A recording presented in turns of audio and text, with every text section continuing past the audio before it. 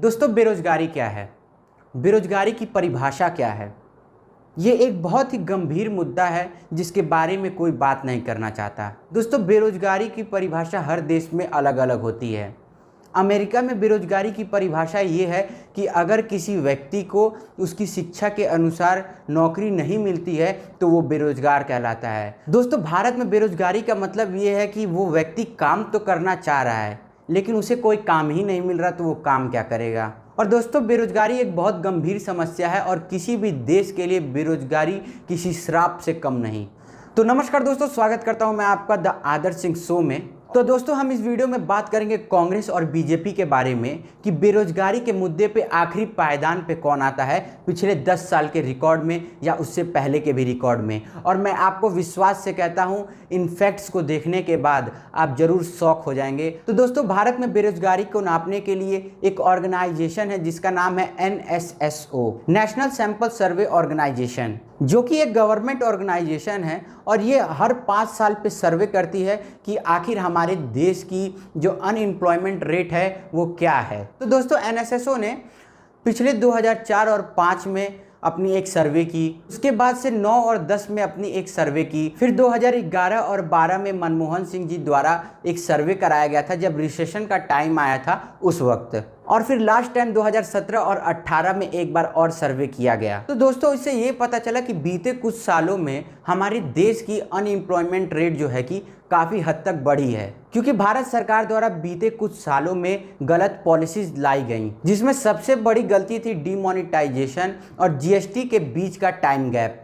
दोस्तों, डीमोनेटाइजेशन और GST अपने में एक बहुत ही अच्छी पॉलिसीज थी, लेकिन इनकी वजह से हमारे देश की अर्थव्यवस्था पे बहुत ख़राब इम्पैक्ट पड़ा और इसका मेन कारण ये था कि इन दोनों के बीच का टाइम गैप। दोस्तों, डीमोनेटाइजेशन की वजह से हमारा मार्केट काफ़ी ख़राब गया और हमारे मार्केट में काफ़ी ज़्यादा डाउनफॉल देखने को मिला, लेकिन धीरे धीरे हमारी अर्थव्यवस्था बढ़ ही रही थी। तभी 8 महीने बाद भारत सरकार ने GST को लॉन्च किया, जिससे लोग इतने कंफ्यूज हुए कि स्मॉल और मीडियम स्केल बिजनेस को काफ़ी नुकसान पहुंचा और काफ़ी स्मॉल और मीडियम स्केल बिजनेस जो थी वो ख़त्म हो गई, वो बर्बाद हो गई। और इसी की वजह से हमारे देश में अनएम्प्लॉयमेंट रेट काफ़ी हद तक डाउन गई और हमारे देश को एक बड़ा झटका लगा। दोस्तों, भारत की GDP में MSME का बहुत ही बड़ा कंट्रीब्यूशन है। MSME का मतलब है माइक्रो स्मॉल मीडियम इंटरप्राइजेज, जो कि 37.5% GDP में कंट्रीब्यूशन देता है अपना,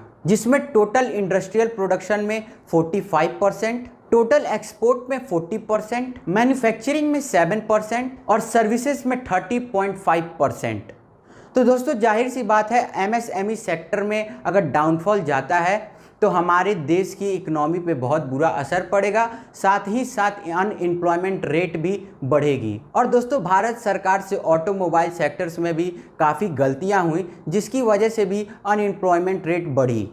दोस्तों, ऑटोमोबाइल सेक्टर 7.1% कंट्रीब्यूट करता है भारत की GDP पे और इसकी वजह से 35 मिलियन लोगों को रोजगार मिलता है, जिसका मतलब ये है कि 3.3 करोड़ लोगों को एम्प्लॉयमेंट मिलती है इस ऑटोमोबाइल सेक्टर की वजह से। तो दोस्तों, इससे जाहिर सी बात है, अगर ऑटोमोबाइल सेक्टर में डाउनफॉल आता है तो अनएम्प्लॉयमेंट रेट बढ़ेगी, लोगों का रोजगार छिनेगा। दोस्तों, ऐसी बात नहीं है कि सरकार इसको लेकर के कुछ कर नहीं रही थी।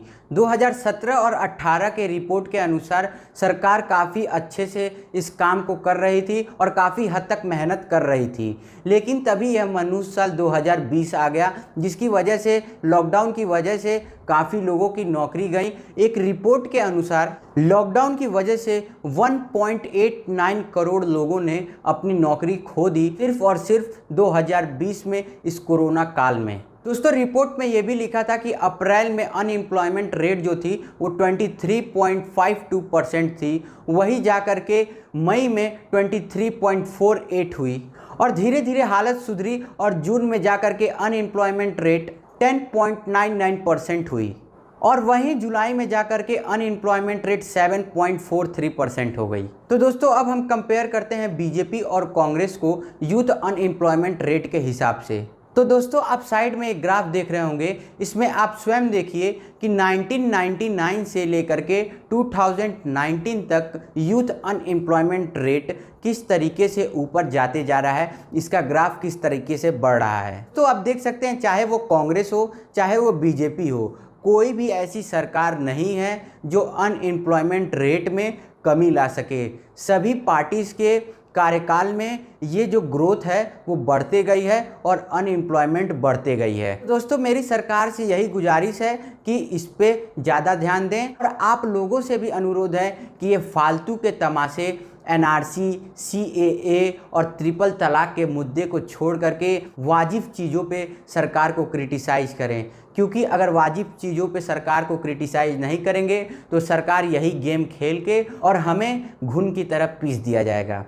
दोस्तों आप सबको पता होगा कि भारत में ही सबसे ज़्यादा यूथ है और सबसे ज़्यादा यूथ पावर है, और आप खुद सोचिए जिस देश में युवाओं की कमी नहीं है उस देश की जीडीपी कैसे गिर सकती है और वो देश कैसे कमज़ोर हो सकता है। तो दोस्तों अब मैं अपने पॉइंट ऑफ व्यू से बताऊंगा कि सरकार को इस मुद्दे पे क्या करना चाहिए। ये मेरा पॉइंट ऑफ व्यू है, आपका कुछ और हो सकता है। तो दोस्तों पहला पॉइंट ये है कि सरकार को हमारी एजुकेशन पे बहुत ज़्यादा ध्यान देना पड़ेगा। क्वांटिटी ऑफ एजुकेशन से ज़्यादा क्वालिटी ऑफ एजुकेशन पे ध्यान देना पड़ेगा, क्योंकि दोस्तों आप खुद देखते होंगे कि आप सभी के घर में एक ना एक इंजीनियर ज़रूर होगा। और दोस्तों हमारे देश की इतनी बड़ी पॉपुलेशन है, अगर सरकार अगर सबको नौकरी नहीं दे पा रही है तो आपकी उस डिग्री का क्या फ़ायदा। हमारे देश में उतना इंफ्रास्ट्रक्चर ही नहीं है कि हमारे उतने इंजीनियर्स को होल्ड कर सके और उतने इंजीनियर्स को नौकरी दे सके। तो फिर दोस्त इंजीनियरिंग करने का क्या फ़ायदा, उस डिग्री का क्या फ़ायदा। दोस्तों दूसरा पॉइंट ये है कि हमारे देश की सरकार को पॉपुलेशन कंट्रोल करने के लिए कोई पॉलिसी इंट्रोड्यूस करने की ज़रूरत है। दोस्तों आपने स्वयं महसूस किया होगा कि आज से 4 से 5 साल पहले हमारे देश की पॉपुलेशन जो थी वो 120 करोड़ थी और आज हम 138 करोड़ हैं। तो दोस्तों आप खुद ही सोचो कि अगर इतने लोग हो जाएंगे तो सरकार नौकरी कहाँ से दे पाएगी और लोग नौकरी कहाँ से करेंगे। दोस्तों तीसरा पॉइंट है कि हमारे देश के इंफ्रास्ट्रक्चर को डेवलप करना पड़ेगा।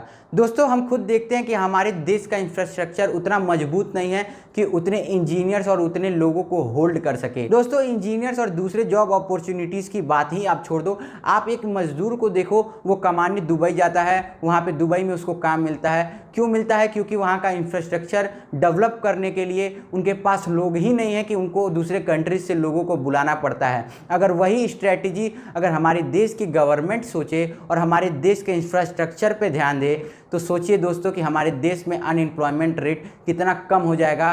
और मैं दावे से कह सकता हूं कि एक समय ज़रूर आएगा जब हमारे देश में सारे लोग रोजगार करते होंगे और हमारे देश पे नाज करते होंगे। धन्यवाद दोस्तों। अगर वीडियो अच्छी लगी हो और अगर ऐसी ही इन्फॉर्मेटिव वीडियो अगर आप देखना चाहते हो तो चैनल को ज़रूर सब्सक्राइब करना, वीडियो को लाइक करना और वीडियो की रीच को ज़्यादा से ज़्यादा पहुंचाने के लिए वीडियो को ज़रूर से ज़रूर शेयर करना। धन्यवाद दोस्तों।